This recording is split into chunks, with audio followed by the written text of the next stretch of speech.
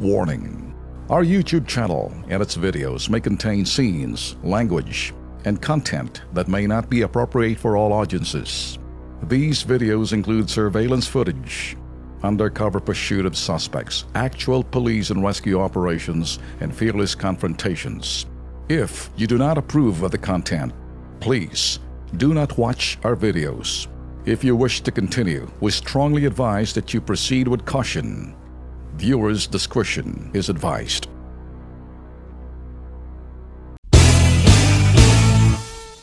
Everything na ginagawa ho ng ating administrasyon, si President Digong, not that I'm supporting, but I'd rather, I'm following and I've also agree what this administration is doing.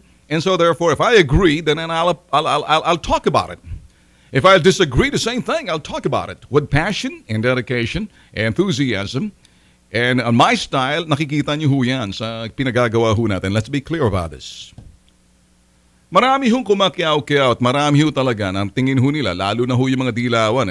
Roll call ho tayo dyan sa Kongreso. Kilala niyo naman ho kung sino mga dilaw dyan. Roll call ho tayo sa Senado. Kilala niyo kung sino dilaw.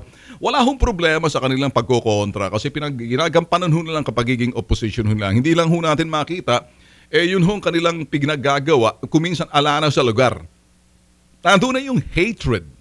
Nandun yung paghalong pagkabuisit o nambubuisit. Hindi lang ho nambubuisit.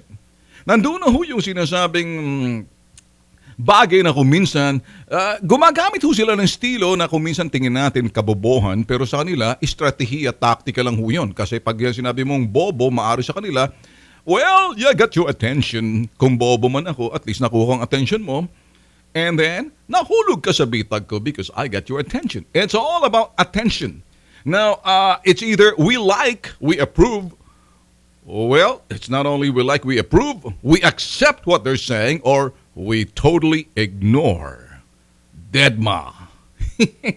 Tulad ho nito, nung mga sabi ho nila nung araw kasi hindi ba, nagsasabi ho si President Duterte, pag talagang nahihirapan tayo dito sa Mindanao na to, ay magdedeclare ako ng martial law kapag I see demon, not necessary. Kasi tingin ho ni President Digong, tricky ho rito sa Mindanao. Kaya nung dineklara hong martial law, abay sinasabi ho nila, itong mga sinasabing dilawan, nilikha lang yan, gawa-gawa lang nitong si Duterte ang para makapagdeklara ng martial law, tinatakot niya ang taong bayan sa mamagitan nitong ISIS.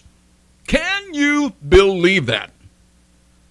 So para bang ginawang pananakot para magkaroon ng dahilan hanggang sa kasalukuyan, ganun ang pananaw ng mga dilaw, Edsel Lagman et al. Sa Kongreso, sa Senado, iisa lang ho ka lang sinasabi, likha lang yan ng utak nitong Duterte kung kaya't itong ISIS ginawang dahilan. Kung di ba naman kayo isang katerbang mga bobo, ibig nyo sabihin, imahinasyon? O baka kayo nag-iimahinasyon na I don't know kung anong nasa utak ninyo?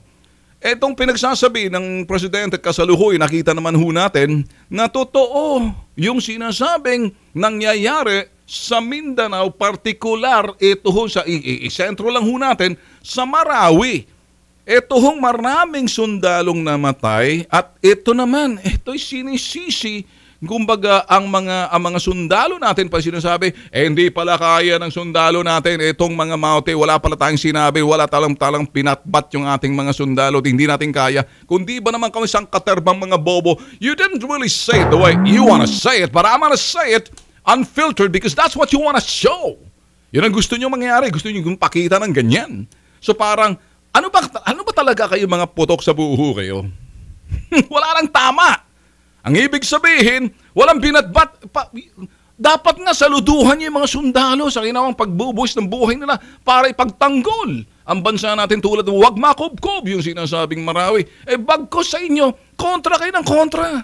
Ngayon, kung ganyan, kaya nangyari, wala naman palang binatbat. Kita nyo, hindi nyo kaya. Ano bang gusto ninyo mga putok sa buho kayo? Ngayon, nilalantad ho natin para maintindihan nyo whether magagalit ho kayo sa sinasabi ko, sasangayon kayo or mabubwisit kayo dahil hindi ako dilaw and you're a different color, green ho suot ko. Ngayon, iba ho pag nagsanib puwersa itong mga dilaw sa kanilang kagustuhan makakuha ng atensyon because they're only, I think that the very objective and the desired outcome, yung kahinatnan, talagang gusto lang sabihin, mali ang pinagagawa ng administrasyon ito dahil mali ang presidente. Ang presidente, hindi dapat si Duterte sa kanilang pananaw na hindi masabi. Kaya kung ano-anong pinagagawa nitong mga potok sa buho, tulad nitong si Trillanes. Ano sinabi ni Trillanes? Alam mo, ako disgusted, frustrated. Shut up, Trillanes! Kasi ano man sinasabi mo, nabubuysit ang mga tao sa iyo. Sabi mo nga, di bali mabuysit, at least nakuha kong atensyon. Kaysa naman nagsasalita ka, walang pumapansin, nakaka-insulto yon. You see that? Ngayon, ini-examine ho natin ang utak ng mga dilaw at kanilang estilong pag-iisip.